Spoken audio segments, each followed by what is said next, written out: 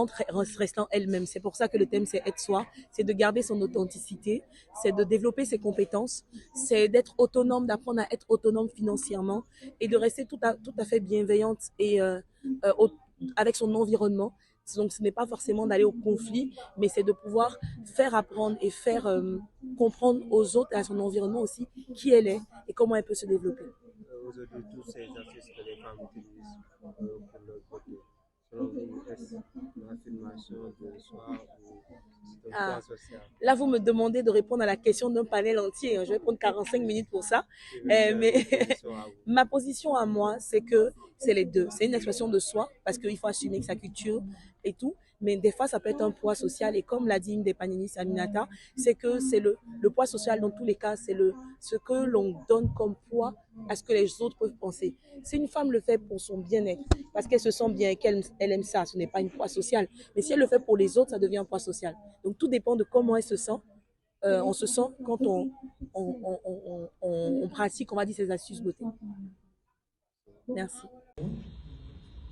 Qu'est-ce qui fait la particularité de la femme sénégalaise? Qu'est-ce qui fait qu'on dise que partout en Afrique, on dit que la femme sénégalaise, elle a ce petit plus-là? Je vais te donner des secrets. Bon, alors, j'aimerais déjà rebondir un peu sur ce qu'a dit Aminata. J'apprends beaucoup de toi. J'apprends beaucoup de toi. Mais l'histoire du passage par terre, là, quand même. Je veux dire, ça dépend de l'âge. Hein. Parce qu'avec les sciatiques, arthrose et tout, je ne sais pas si on pourra gérer ça. Le bassin, là. Alors, donc, qu'est-ce qui fait la particularité de la femme sénégalaise en ce qui concerne les atouts? Alors, moi, j'aime dire que la séduction est un plat. La séduction est un plat. Et comme on va préparer son théboudjen, son yassa, son soupokaya, chaque femme utilise ses propres épices. Donc ça veut dire que chaque femme a ses propres secrets. Il y a la base. La base, on sait ce que c'est en matière de séduction. C'est-à-dire on a tous les petits atouts de séduction que nous avons. Comme on dit, quand on dit une femme sénégalaise, on s'attend à ce qu'elle, comme elle a dit, on s'attend à ce qu'elle porte des pagnes, des perles, qui est l'encens, qui est ceci, qui est cela. Mais chaque femme a ses petits secrets. Comme elle va préparer son plat, et ben ce jour-là, elle sortira ses petits secrets. Maintenant, non, mais tu sais, en fait, moi, à chaque vente privée, à chaque enterrement de vie de jeune fille que j'anime, j'apprends. Voilà, je suis sénégalaise, mais ça ne veut pas dire que je suis la plus jonguée. Parce qu'en général, même les plus posées, les plus calmes, sont les plus dangereuses. Les femmes voilées, là, comme Oudoudou. Hein? J'en ai vu des femmes voilées qui m'ont appris de ces choses, je ne vous raconte pas. Donc, méfiez-vous un peu de l'eau qui dort.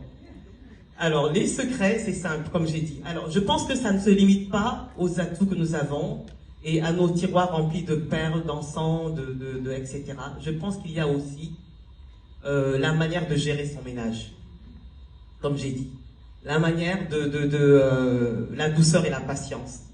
Ça, ce sont des atouts qui peuvent aider dans le ménage. Moi, je le dis toujours.